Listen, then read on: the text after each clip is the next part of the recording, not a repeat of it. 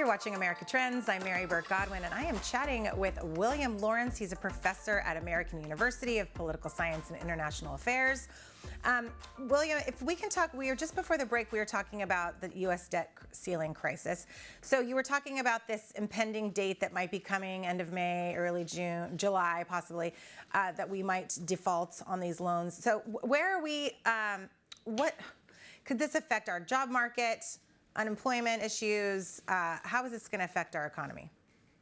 So that was the next point I was going to make when we took the break. But inflation will go up.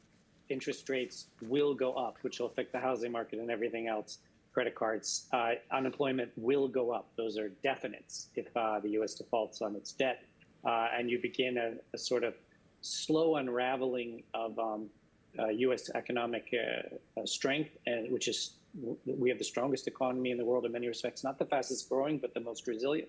We proved it during COVID, in part because Americans are high productivity workers. You know, our economy functions and bounces back really quickly, and we have a lot of entrepreneurship and all that. But it's not, a bottomless well to draw on, and we'll be inflicting a lot of pain on the economy if we do this. And that's hard to recover from because, when it's harder to borrow money for the country, everything gets harder to do. And this will also accelerate the trend away from the dollar. So one of the reasons the U.S. can have relatively easy money, monetary policy, macroeconomics, is because the dollar has been the world's currency for not just energy and oil markets, but for everything else. You go all around the world, currencies are pegged to the dollar, tied to the dollar. You can even pay with dollars in a lot more countries now than you could even 10 years ago. Dollar is the golden currency of the world. By defaulting on our liabilities, on our debts to the world, we're basically saying we no longer want to be the world's currency. And there'll be a further move over to the Shanghai Group's currencies based around the Chinese currency and other alternatives that are being proposed by BRICS and others because of the macroeconomic volatility in the United States and the dysfunctionality of American politics, which is a spectacle the whole world watches, with either amusement and horror, depending on what line of business they're in. And what are the moves that we're waiting to see happen? Who are we waiting on? Who are the deciding factors here? Is it this Republican versus Democrat thing where they're kind of playing monkey? Mitch McConnell, playing chicken. Chicken, that's what I mean. Mitch Monkey's McConnell the California version of it, Yeah, there you go. Mitch McConnell's kind of checked out of the process in a very unhelpful way because Mitch was instrumental in solving the problem, I think, in 2007, the last time this happened. He's checked out. He said it's McCarthy and Biden.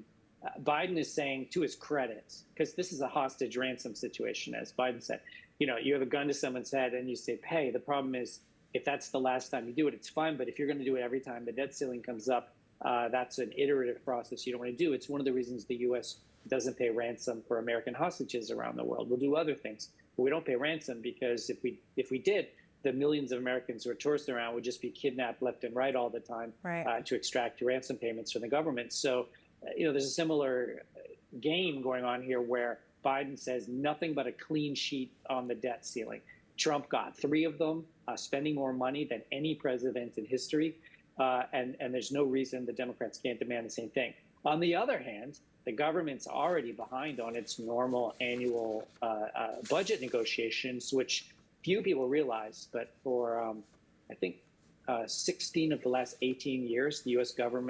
Congress has failed to pass a budget in regular order. And we end up with these government shutdowns or threats of government shutdowns every October 1st and then continuing resolutions through Christmas or January and everything, which is highly dysfunctional and costs the governments tens of millions, hundreds of millions of dollars every year, including billions of dollars in potential lost revenue because the government's not functioning correctly because of the dysfunctionality in Washington. And I could go on another 5 minutes about why these omnibus spending packages suck, but I'll stop there on that. Okay. But going back to regular order, they're having the negotiation they're supposed to have every year. What are we both going to pass? Republican-controlled House, Democratic-controlled Senate and White House. What do we agree on? And what the Republicans are trying to do is cut the spending on all the signature Biden plans by about 25%, which will cut deeply into things like all this spending on green economy that the left half of their Democratic Party cares so much about. So there's a very thorny negotiation that's ramping up now about what to cut, and they're going to have to cut, but it'll be some number between 0 and 25% of everything the Democrats passed, during the last 2 years. All right. Well, we'll have you back after that official ruling comes out. Quickly before we have you go, I want to mention Title 42 ended this week.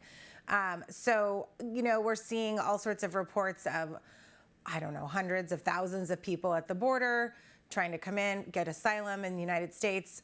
Where are we with this? Because it seems a little frantic and scary for a lot of people on both sides. I don't know. What are we looking at here? So some optimistic people, I think way more optimistic than it should be, is going to say this is going to trigger the long delayed immigration debate between the two parties. That hasn't happened. I don't think it will, but hopefully, if you interview all those thousands of extra immigrants coming to our borders every day, and you ask them about Title 42 and asylum and everything, and I think about 5% of immigrants win their asylum cases when they get before judges, so 95% get turned away under any president. But they're rolling the dice to try to be part of the 5% that has a right to come into the country under asylum. They don't know anything about Title 42 or its expiration. That's a U.S. issue. It's not an immigrant issue. And if you look at the borders right now, most of them are Venezuelans. They're fleeing a communist thug president who we should have some sympathy towards those refugees, and we don't because they speak Spanish and whatever. But our immigration system is highly broken.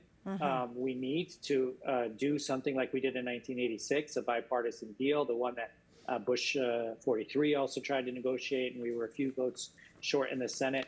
But as I know the business people who watch this channel know, the U.S. actually needs the labor, but it needs to be organized and legal, not illegal. Yeah.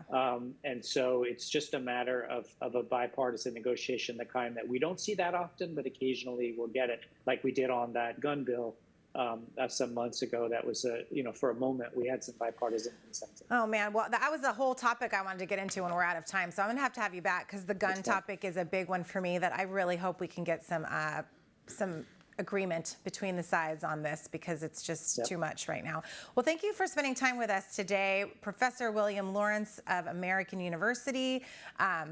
I really appreciate your insight. I think that, I always am optimistic that we can get some sort of agreements between the two sides. So we'll see. We'll have you on again in another couple weeks to talk about where things are with Title 42 and all these other topics. So thank you so much for spending time with us today, Professor Lawrence, and everyone at home.